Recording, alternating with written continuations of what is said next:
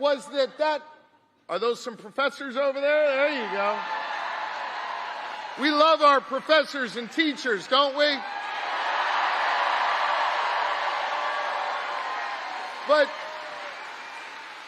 what Franklin was saying was that it falls to us.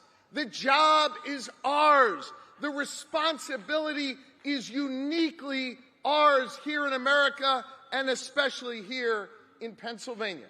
And so we've been doing this work for 248 years. We've been doing this hard work of moving this nation forward. And so in 50 some odd days, when you go vote, you're going to see the names of Kamala Harris and Tim Walz on that ballot.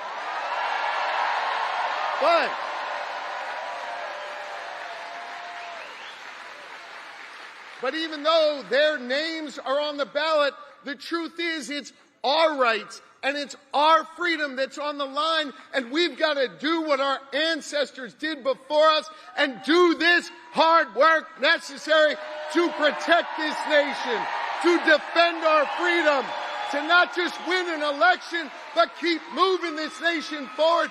Are you with me? Are we ready to do the hard work? And are we ready to look the next president in the eye and say, hello, Madam President, thank you for serving our nation. If so, let us get to work.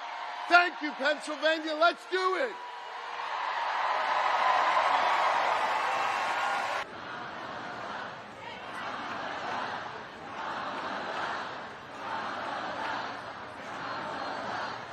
Please welcome Senator Bob Casey.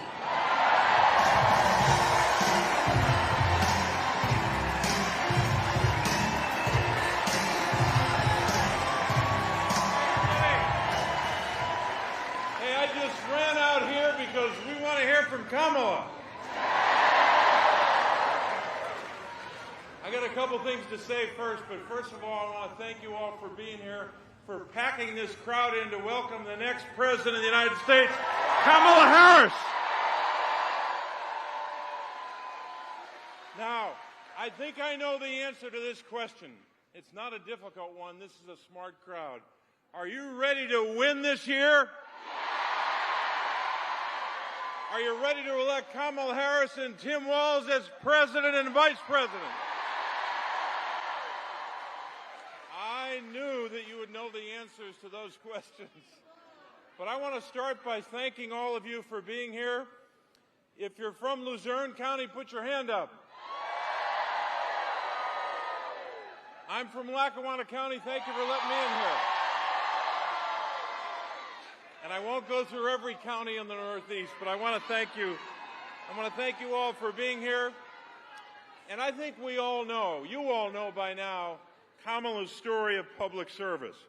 From her days as a prosecutor, putting dangerous criminals away, from her time in the Senate and as Vice President, fighting for women's rights, voting rights, and workers' rights. Her service as both Vice President and a leader in our country, along with other Democrats, bringing jobs and investments back to our Commonwealth. You know that record.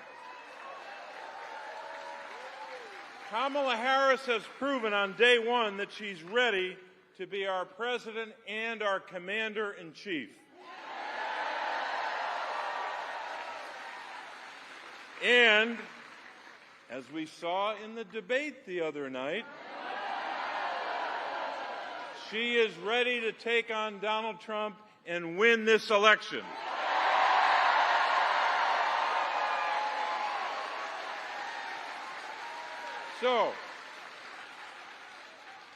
But we're grateful to be back in Luzerne County. I'm always grateful to be in my home area, and I'm grateful for your greeting. And I'm also grateful because you're here. You're here on a Friday night. You could be other places, but you chose to be here because you love our country.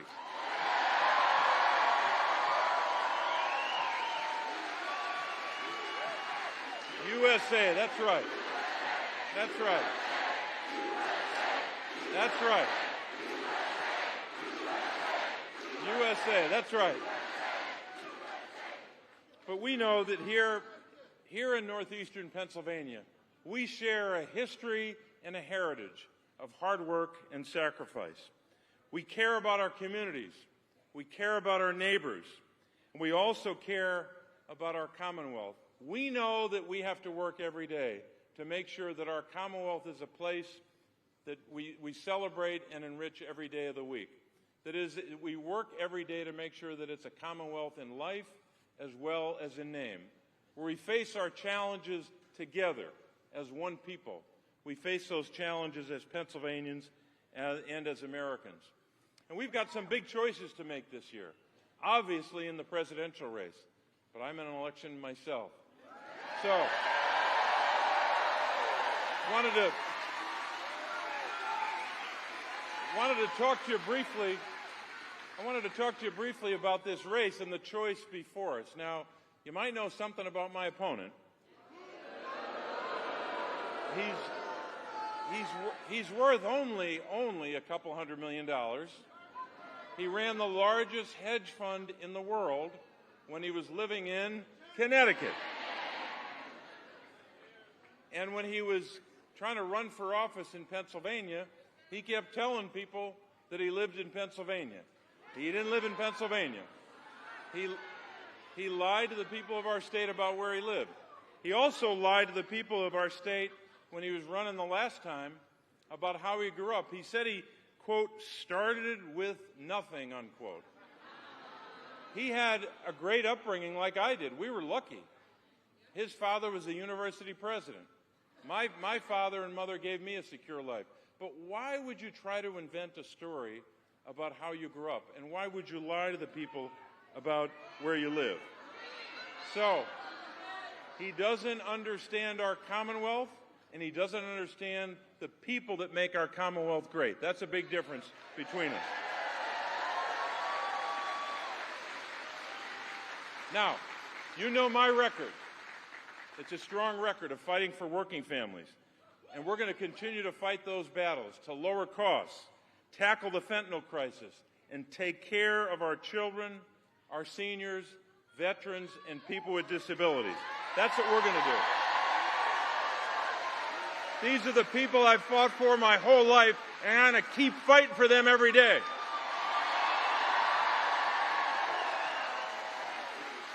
So, I'm going to keep this short. Thank you.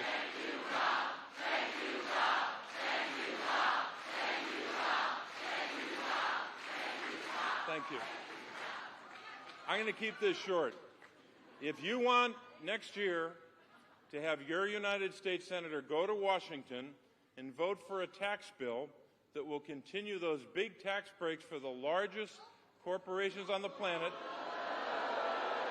and a senator who would vote for those tax cuts for billionaires that put us, that big tax bill from a couple of years ago put us $2 trillion in the hole. $2 trillion with a T.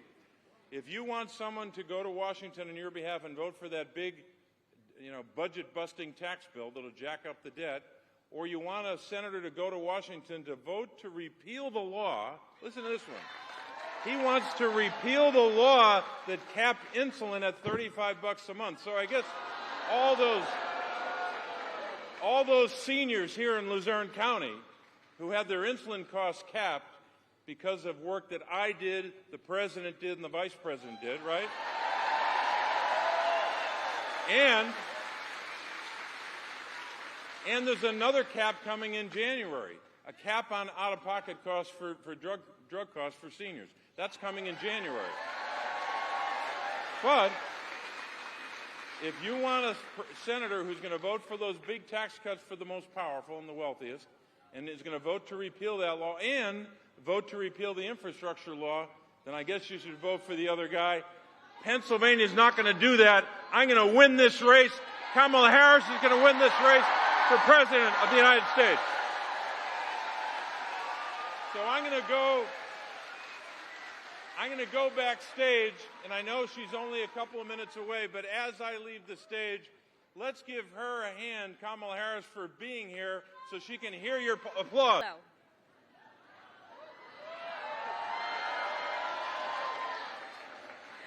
My name is Mary Grace Vidala, and I am so honored to be here today to tell my story. I'm a registered nurse.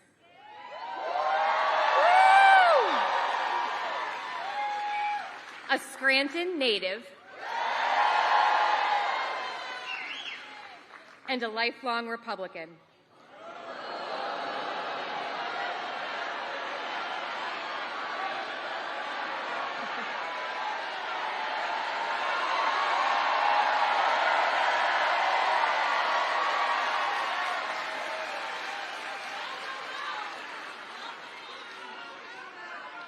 A lifelong Republican, just like my mother, Grace Weber. My mother, the daughter of a Pennsylvania coal miner, loved to be active. She was always on the move. She used to walk 3 miles a day, and she loved her Zumba classes. She also happened to love Donald Trump. She had ever since The Apprentice. She proudly cast her vote for him in 2016. But during the pandemic, at a time when so many of us were looking to Trump for leadership, strength, and comfort, she was betrayed by him, like so many others. I remember watching TV, hoping Trump would get serious and guide us through that unprecedented and terrifying time. We needed a leader, but we never got one. Instead, Donald Trump did what he always does. He spewed misinformation and bragged about how great he was doing while thousands of people died, workers were out of jobs, and Pennsylvania families like mine were hitting the wall. I've always believed crises reveal the true nature of a leader. But when faced with one, Donald Trump drove our nation into the ground. His recklessness endangered the American people, cost us millions of jobs, and led to the deaths of over 1 million Americans, including my mother, Grace. Here's the plain truth. Donald Trump doesn't care about families like mine. He cares about himself. In Pennsylvania, it's time to turn the page once and for all.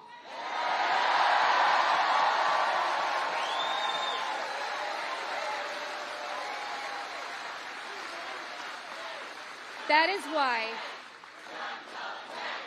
we're not going back. We're not going back. We're not going back. We're not going back. That's why I am so excited, and yes, as a lifelong Republican, to cast my vote for Kamala Harris in November.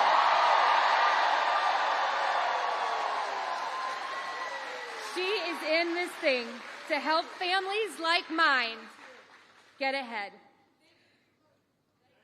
She believes in the promise of our country, and I know she's going to be a president for every single one of us.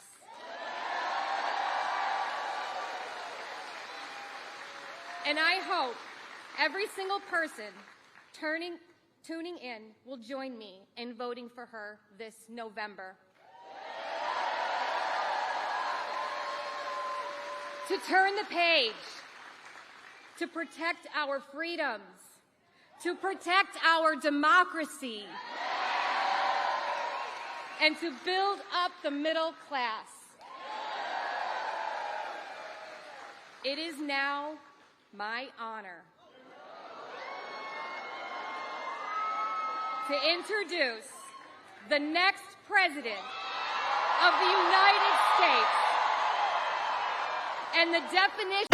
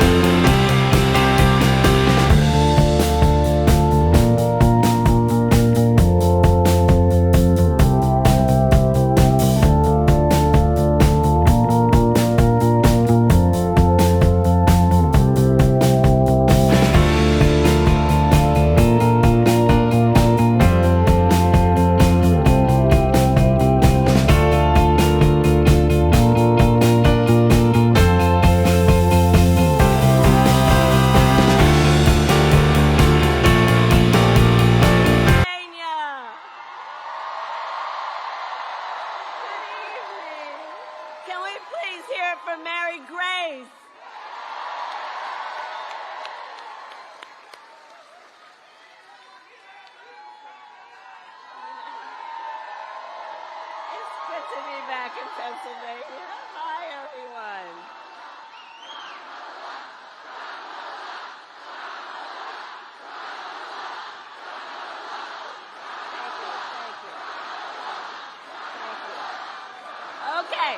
Okay. We got some business to handle. Okay. So let me start by saying to everyone here, thank you for all you are doing and for taking the time to be here this evening. You know, one of the things that I love about everyone who is here and what we are doing, you know, in the midst of this moment where there are people trying to divide us as a nation, trying to make people feel small and feel alone, these are moments that remind all of us that we are all in this together as one loving community. We're all in this together. So thank you all for the time you've taken to be here this evening. I want to thank also all the incredible leaders, including Governor Shapiro, who you heard from earlier, Senator Bob Casey, who we will re-elect to the United States Senate, and Mayor Brown, and thank you, Mayor, for the warm welcome. All right, so, Pennsylvania. 3 days ago, Donald Trump and I had our debate. You watched it.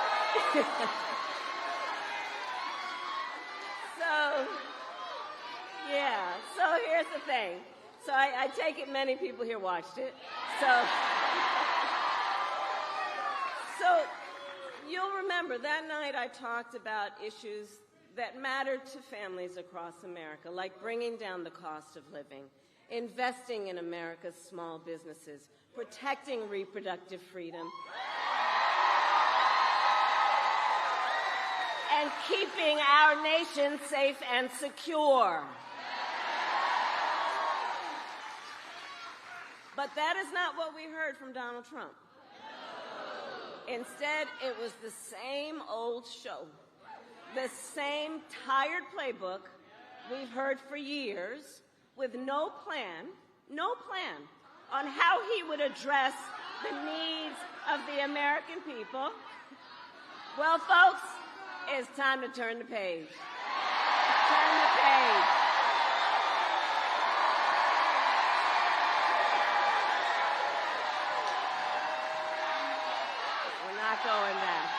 We're not going back.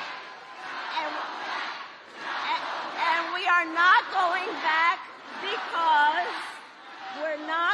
back because America is ready for a new way forward.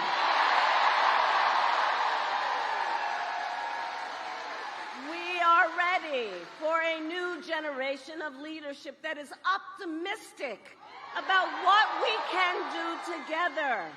Which is why, and Mary Grace, thank you, which is why Democrats, Republicans, and Independents are supporting our campaign. We need a President of the United States who works for all the American people.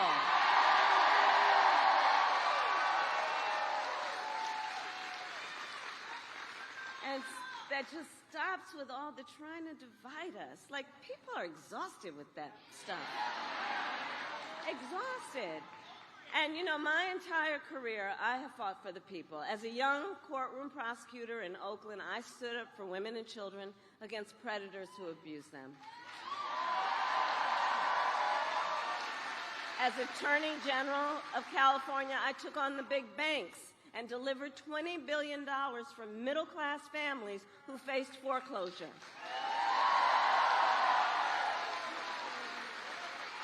I stood up for veterans and students being scammed by big for-profit colleges.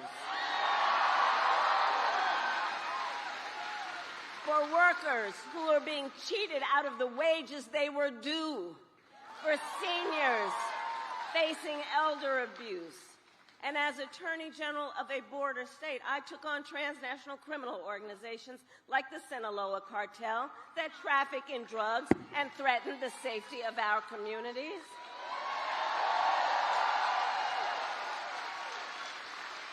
I I know these cartels firsthand, and as president, I will make sure we prosecute them to the fullest extent of the law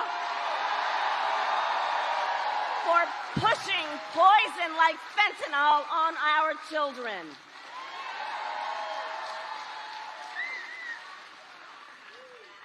And as president, I will fight on behalf of all communities and all Americans. And together, we will build a brighter future for our nation.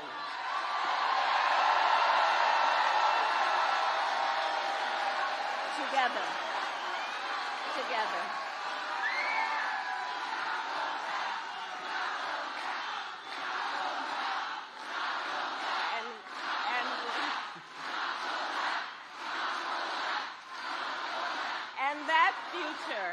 And that future we build will include what I call an opportunity economy, so that every American has an opportunity to own a home, to build wealth, and to start a business.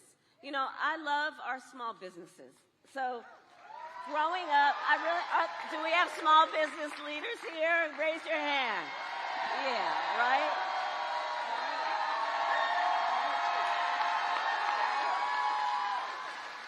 So, growing up, my sister and me have a mother, excuse me, she passed. But our mother worked long hours. She worked hard, she worked long hours. And my sister Maya and I would go over to Miss Shelton's house. Miss Shelton lived a couple of doors down. And she helped my mother take care of us. And we, in fact, used to call her our second mother. Well, Miss Shelton was a small business owner. And I will tell you, since I was a child, I know the character and the person who is a small business owner. You're not only business leaders, you're civic leaders. You hold the community together. You're part of the fabric of the community, and small business owners are the backbone of America's economy. The backbone of America's economy. Which is why part of my plan that you heard about the other night will give a $50,000 tax deduction to start up small businesses, knowing that not everybody, like my opponent, got handed $40 million on a silver tray and then filed for bankruptcy 6 times. And people sometimes just need the opportunity, because we as Americans do not lack for ambition, for aspiration, for dreams, for the preparedness to do hard work. But not everyone has the opportunity, because not everyone has the access. When I talk about building an opportunity economy, it is grounded in that foundational belief that when given an opportunity, people excel every day. Every day.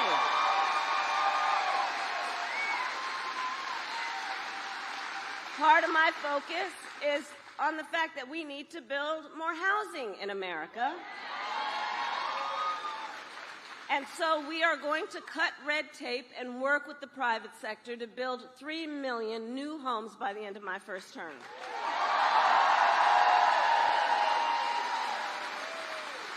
And I have a plan to help lower the cost of living for America's families on everything from health care to groceries, including I will take on corporate price gouging, which, as we know, is about those few bad guys taking advantage of desperate people, and there needs to be a consequence. Under my plan, more than 100 million Americans will get a tax cut, including expanding the child tax credit to $6,000 during the first year of a child's life, understanding that new parents need support in that most critical phase of their child's development to help them buy a car seat, a crib, baby clothes. I will also make sure good-paying jobs are available to all Americans, not just those with college degrees.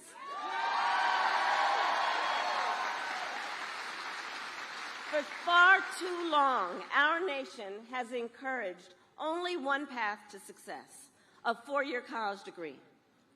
Our nation needs to recognize the value of other paths, additional paths, such as apprenticeships and technical programs. So as president, I will get rid of the unnecessary degree requirements for federal jobs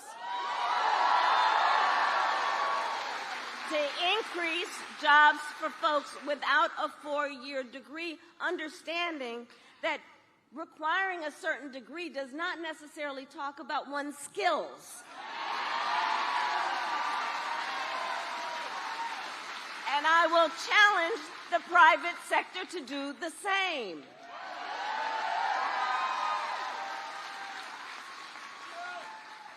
All of this to say, look, I come from the middle class. I understand where I come from, and I'm never going to forget that.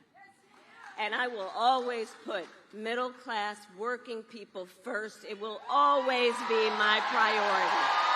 Always be my priority. I know where I come from. I know where I come from. But now Donald Trump has a different plan. Just Google, just look up the Google. Just Google Project 2025. It is a detailed, dangerous blueprint for what he will do if he were elected president again. Donald Trump will give billionaires and corporations massive tax cuts like he did before. He intends to cut Social Security and Medicare. And he wants to impose what I call the Trump sales tax on everyday basic necessities, which, as economists have reviewed, would cost the average family nearly $4,000 more a year. In fact, independent economists like Goldman Sachs have said my plan would grow our economy, and his plan would shrink the economy, reignite inflation, and send us into a recession by the middle of next year.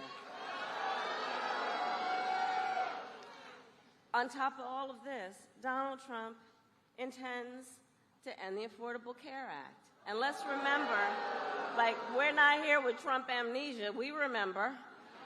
Remember when he was president, he tried 60 times to end the Affordable Care Act. And as he said in the debate just this week, he has no plan to replace it. Right. You said it. He said he has, quote, concepts of a plan. Concepts of a plan. No actual plan. So let's just think about this for a moment. He's going to threaten health insurance for the 45 million people who rely on it based on a concept. And take us back when insurance companies had, but because we remember where that was. We remember what that was when insurance companies have the power to deny people with pre-existing conditions. Remember what that was like? Remember. Well, we are not going back. We are not going back. No. We are not going back.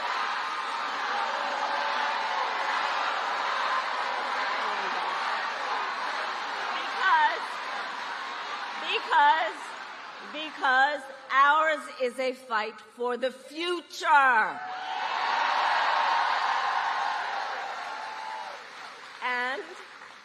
And ours is a fight for freedom. Like the fundamental freedom of a woman to make decisions about her own body and not have her government telling her what to do. And we remember how we got here.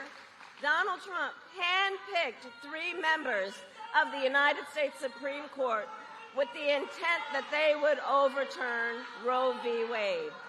And they did exactly as he intended.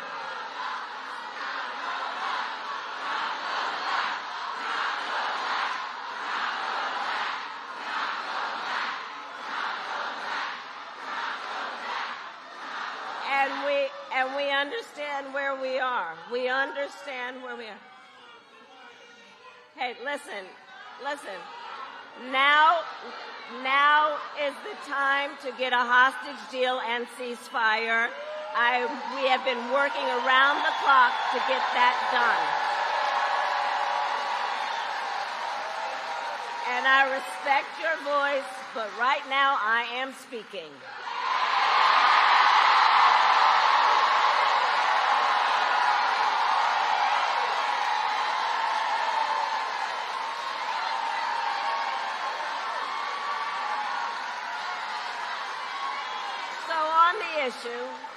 On the issue of fundamental rights and freedoms, we remember how he selected those members of the Supreme Court to undo Roe v. Wade. They did just as he intended. And what we have seen is in state after state, they passed laws to criminalize healthcare providers, to punish women. Now more than 20 states have a Trump abortion ban, many with no exceptions for rape and incest, which is immoral. To tell a survivor of a violation to their body that they don't have a right to make a decision about what happens to their body next, that's immoral. And let us agree, one does not have to abandon their faith or deeply held beliefs to agree the government should not be telling her what to do.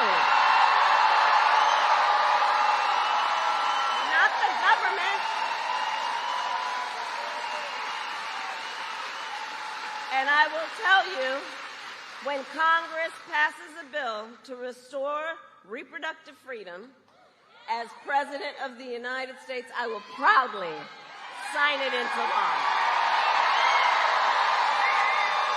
Proudly.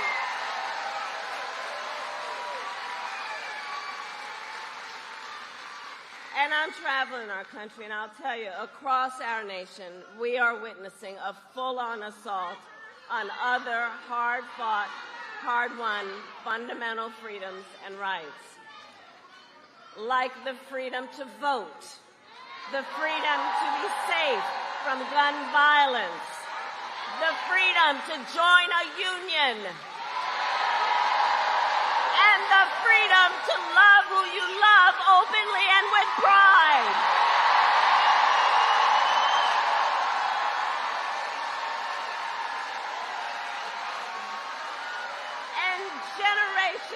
Let's remember who we are as Americans. Generations before us led the fight for freedom. And to the friends here, I say, the baton is now in our hands.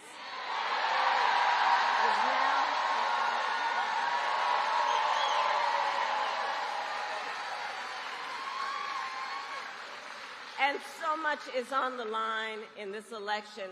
We all know and remember, this is not 2016 or 2020. The stakes are even higher than they were then.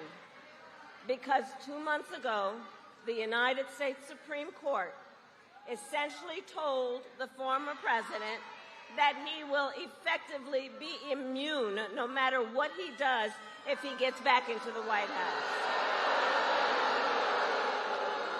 Just imagine Donald Trump with no guardrails. Imagine what that might mean. Right.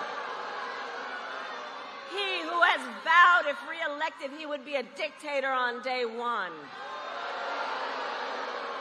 He who called for the, quote, termination of the Constitution of the United States. And let us be clear. Someone who suggests we should terminate the Constitution of the United States of America should never again stand behind the seal of the President of the United States.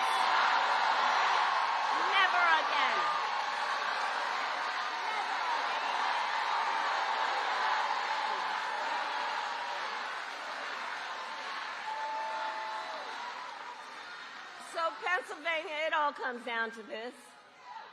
We are here together because we love our country. We love our country. And we who are here understand the awesome responsibility that comes with the greatest privilege on earth, the privilege and pride of being an American.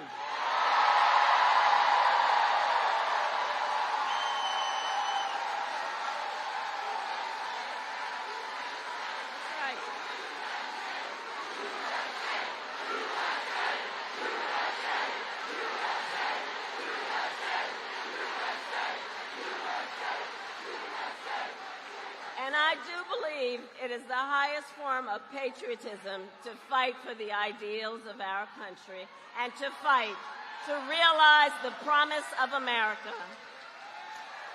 So, Pennsylvania, 53 days until Election Day. And we know ours will be a tight race until the very end. We are the underdog. We are the underdog. Let's remember that and know that. When we know how they play. We know how they play. We are the underdog, and we have some very hard work ahead of us. But here's the thing. We like hard work. Hard work is good work. And with your help, we will win. We will win. So, Pennsylvania, today I ask you, are you ready to make your voices heard? Do we believe in freedom? Do we believe in opportunity? Do we believe in the promise of America? And are we ready to fight for it? And when we fight, God bless you, and God bless the United States of America.